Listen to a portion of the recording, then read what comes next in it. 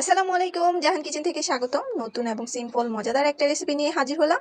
যখন কিছু খেতে ইচ্ছে করে না, মুখে কোনো রুচি থাকে না, তখন কিন্তু অবশ্যই এই রেসিপিটা বানালে এক প্লেট ভাত নিমিশেই খেয়ে নিতে পারবেন। তাছাড়া রুটি, পরোটা, পোলাও, খিচুড়ি, বিরিয়ানির সাথে পারফেক্টলি জমে যায় এই রেসিপিটা।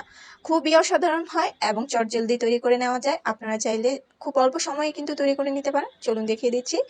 প্রথমে আমি 4টা বেগুন নিয়েছি। আমি এই লম্বা বেগুনগুলো নিয়েছি। আপনারা চাইলে গোল বড় বেগুনগুলো যেটা আছে তাল বেগুন, সেটা দিয়েও করে নিতে পারেন। বেগুনগুলোকে আমি এভাবে কেটে ধুয়ে পরিষ্কার করে নিয়েছি। দেখতেই পাচ্ছেন, অবশ্যই এইভাবে কেটে নিতে হবে, আর একদম পাতলা করা যাবে না। তো আমি যেভাবে করেছি এভাবে করে নেবেন। এই পর্যায়ে কিছু মশলা অ্যাড করছি। স্বাদ অনুযায়ী লবণ দিয়ে দিচ্ছি। লবণগুলো খুব সুন্দর করে বেগুনের গায়ে মাখিয়ে নিতে হবে। অবশ্যই একটু সাবধানতা অবলম্বন করে মাখিয়ে নিতে হবে, তা না হলে ভেঙে যাবে, ভেঙে যাওয়ার সম্ভাবনাটাই বেশি থাকে। তো যখন লবণ দিয়ে মাখিয়ে নেব, তারপর যখন কিছুটা সময় রেখে দেব, তখন কিন্তু বেগুনটা অনেকটাই সফট হয়ে যাবে। এ পর্যায়ে অ্যাড করে দিচ্ছি সামান্য হলুদ গুঁড়ো, সামান্য মরিচ গুঁড়ো। তো হলুদ আর মরিচের গুঁড়োগুলো সেম প্রসেসে মাখিয়ে নিচ্ছি বেগুনের গায়ে। এভাবে একটু মাখিয়ে নিলে কিন্তু বেগুনটা খেতে দারুণ লাগবে। আর অবশ্যই মশলাগুলো মেখে কিন্তু এভাবে মাখিয়ে ম্যারিনেট করে রাখতে হবে 10 মিনিট। অবশ্যই 10 মিনিট না রাখলে 5 মিনিট অবশ্যই রেখে দিতে হবে। তো একইভাবে সবগুলো বেগুনে আমি মশলা মাখিয়ে নিয়েছি, আর এটা এখন 10 মিনিটের জন্য রেস্টে রেখে দেব। 10 মিনিট পর আমি চুলায় চলে এসেছি। একটা প্যান নিয়েছি, দিয়ে দিচ্ছি সরিষার তেল পরিমাণ মতো। আর এই তেলেই রান্না করব, তাহলে একটু বেশি অ্যাড করে নিতে হবে। এখন যে মশলাটা মাখিয়ে বেগুনটা রেখেছিলাম সেটা ভেজে নেব হালকা করে। তেলটা কিন্তু আমি একদম বেশি গরম করিনি, জাস্ট একটু গরম হয়েছে, তারপর আমি বেগুনটা অ্যাড করে নিয়েছি। তো এখন বেগুনটাকে ভেজে নেব। আর এখানে আমি সরিষার তেল দিয়ে নিয়েছি। অবশ্যই সরিষার তেল করবে, যেহেতু আচারি বেগুন করব, অবশ্যই সরিষার তেলটা করে নিতে হবে। আপনারা চাইলে সয়াবিন তেলও করতে পারেন, কিন্তু আচার একটা ভাব আসার জন্য অবশ্যই সরিষার তেলটা ইউজ করতে হবে। তো এখন বেগুনটাকে আমি হালকা করে উল্টে দিচ্ছিলাম, বেশি কিন্তু ভাজা যাবে না, জাস্ট এক পিঠ হয়ে গেলেই হালকা করে উল্টে দিতে হবে। তো আমি উঠিয়ে এক পিঠটা উল্টে দিয়েছি, দেখতে পাচ্ছেন। তো এই পর্যায়ে হালকা করে ভেজে নেওয়ার পর আমি কিন্তু বেগুনটা উঠিয়ে নেব। একদম বেশি কড়া করে ভাজতে যাবেন না, তাহলে এই আচারের বেগুনটা কিন্তু একদমই সুন্দর হবে না। এখন আস্তে আস্তে আমি উঠিয়ে নেব। দেখুন বেগুনটা কিন্তু অনেকটাই সফট হয়ে গেছে।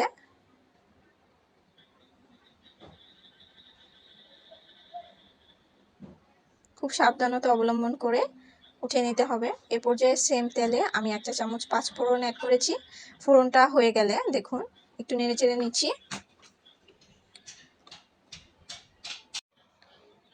এখন অ্যাড করে দিচ্ছি 4 থেকে 5টা রসুনের কোয়া কুচি করে নিয়েছি। আপনারা চাইলে থেতলে নিতে পারেন। তো 5 ফোড়ন আর রসুনের কোয়াটা খুব সুন্দর করে নেড়েচেড়ে ভেজে নেব। হালকা একটা সুন্দর মিষ্টি গ্রান ছাড়লে এখানে অ্যাড করে দিচ্ছি 2টো পেঁয়াজ। আমি এটাকে গ্রেট করে নিয়েছি।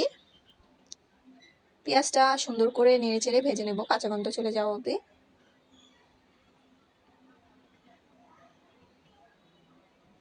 তো আমি এখানে কিন্তু আর এক্সট্রা কোনো তেল অ্যাড করিনি। যেই তেলে বেগুনটা ভেজেছি সেই তেলেই কিন্তু আমি এখন এটা রান্না করে নিচ্ছি। এই পর্যায়ে স্বাদ অনুযায়ী লবণ অ্যাড করছি। আমি কিন্তু মশলাগুলো একবারে অ্যাড করছি না, অবশ্যই খেয়াল করে দেখতে পাচ্ছেন, একবার একবার করে অ্যাড করছি আর নেড়ে চেড়ে দিচ্ছি। এখন অ্যাড করছি 1 চা চামচের মতো আদা রসুনের পেস্ট। এখন নেড়ে চেড়ে ভেজে নিয়েছি। এই পর্যায়ে অ্যাড করে দেব সামান্য পানি, মশলাটা যাতে পুড়ে না যায়। এখন আমি আরও কিছু মশলা অ্যাড করব, যেহেতু তাই পানিটা দেওয়া জরুরি। একটু নেড়ে চেড়ে নিলাম। তো এখন 1 চা চামচ হলুদ গুঁড়ো, 1 চা চামচ মরিচ গুঁড়ো আর 1 চা চামচ ধনিয়ার গুঁড়ো, 1 চা চামচের থেকেও একটু কম অ্যাড করেছি। তো এখন খুব সুন্দর করে নেড়ে চেড়ে মশলাটা কষিয়ে নেব। আর অবশ্যই মশলাটা খুব সুন্দর করে কষাবেন, তা না হলে খেতে কিন্তু ভালো লাগবে না। তো এই পর্যায়ে মশলাটাকে আমি আরও সুন্দর করে কষাবো। তো এখন আরও একটু অ্যাড করছি 1 টেবিল চামচ সাদা সরিষা বাটা। তো সরিষাটা অ্যাড করবেন সবার শেষে, আমি যেহেতু সবার শেষেই অ্যাড করছি দেখতে পাচ্ছেন, তা না হলে মশলা বেশি কষানোর ফলে কিন্তু তেতো হয়ে যাবে। সরিষাটা সুন্দর করে নেড়েচেড়ে নিয়েছি, এখন আরেকটু পানি অ্যাড করে দিচ্ছি। এখন বাকি সব মশলাটা কিন্তু সুন্দর করে নেড়েচেড়ে আমি আরেকটু সময় ধরে ভেজে নেব তেল ওঠা অবধি। এখন অ্যাড করছি সামান্য পরিমাণে ফুড কালার।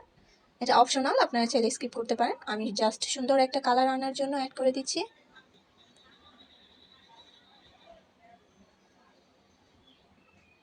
দেখুন খুব সুন্দর একটা কালার চলে এসেছে। এই পর্যায়ে অ্যাড করে দিচ্ছি 1 বাটি তেঁতুলের রস। আর তেঁতুলের রসটাকে আমি গরম পানিতে ভিজিয়ে রেখে রসটা বের করে নিয়েছি। আর এই তেঁতুলটা খুব মিষ্টি, তাই আমি চিনির পরিমাণটা খুব অল্প অ্যাড করব, আপনারা কম বেশি করে নেবেন। এখানে চিনি দিয়ে দিচ্ছি 2 টেবিল চামচের মতো। আর তেঁতুলটা আপনারা কম বেশি করে নিতে পারেন, এটা বেগুনের উপর ডিপেন্ড করবে আপনারা কতটা বেগুন নিয়েছেন সেই অনুযায়ী। তো চিনি আর তেঁতুলের রসটা খুব সুন্দর করে মিশিয়ে নেব, আর এই মশলাটা খুব সুন্দর করে কষিয়ে নিতে হবে। আর কষাতে কষাতে দেখবেন খুব সুন্দর একটা ঘ্রাণ বের হয়েছে, তখন মনে হবে যে এখনই খেয়ে ফেলি। তো আমি বলতে বলতে অলরেডি আমার মুখে পানি চলে এসেছে। তো খুব সুন্দর করে আমি কষিয়ে নেওয়ার পর অবশ্যই একবার চেক করলাম যে কতটা মিষ্টি হয়েছে। এই পর্যায়ে আমি অ্যাড করে দিচ্ছি বেগুনগুলো।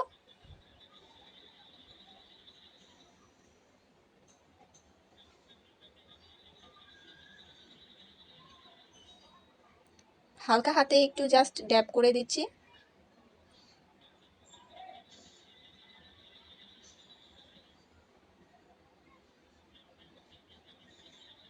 এখনই কিন্তু কালারটা জাস্ট অসাধারণ এসেছে। এখন ঢেকে 5 মিনিটের মতো রান্না করে নেব। 5 মিনিট পর চলে এসেছি। আর এ পর্যায়ে কিন্তু চুলার হিটটা লোয়ে রেখে দিতে হবে। হালকা করে একটু নেড়ে চেড়ে উল্টে পাল্টে নেব। অবশ্যই একটু সাবধানে করবেন, কারণ বেগুনটা এই পর্যায়ে অনেকটা সফট হয়ে গেছে।